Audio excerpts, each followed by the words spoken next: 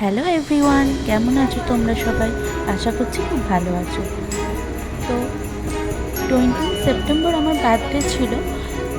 তো সারাদিন সেরকম কোনো প্ল্যান ছিল না, যেহেতু আমি একা থাকি বাড়িতে।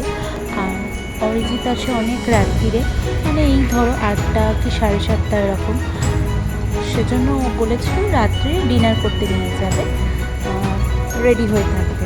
তো অফিস থেকে এসে আমরা গিয়েছিলাম একটা আগরতলারই নিয়ার বাই লোকেশন।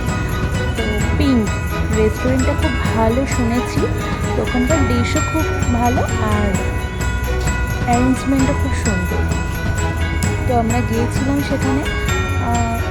দেখো, মেয়েকে খুব আনন্দ পেয়েছে। ও কালার হিসেবে পিঙ্ক কালার খুব পছন্দ করে, আর পিঙ্ক রেস্টুরেন্ট দেখে তো আরোই পাগল হয়ে গেছে। তারপর আমরা একটু ফটো তুলছিলাম।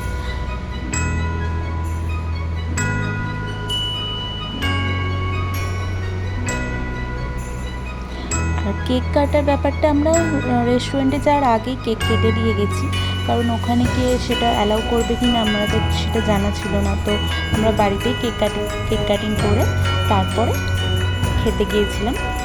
তো ডিনার করে ফিরতে আমাদের প্রায় 10:30টার মতো বেজে গিয়েছিল।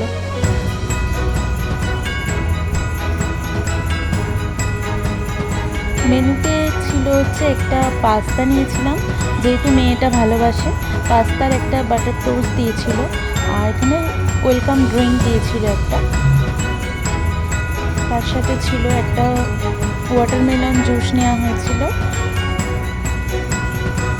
একটা কাবাব নেওয়া হয়েছিল, ফিশ কাবাব। সেটা খুব সুন্দর টেস্ট ছিল ফিশ কাবাবটা।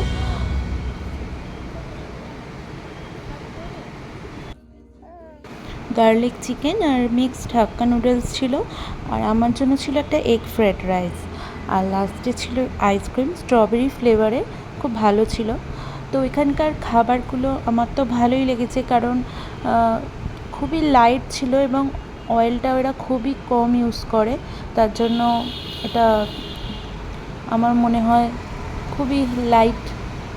আর খেয়ে তোমাদের কোনো প্রবলেম হবে না। অনেকের হয় না যে অনেকটা অয়েলি খাবার খেয়ে নিলে খুব মানে শরীরে অস্বস্তি হয় আর পেটটাও ভার ভার লাগে। এখানে কিন্তু সেটা না, এদের খাবারগুলো কিন্তু খুব কোয়ালিটি।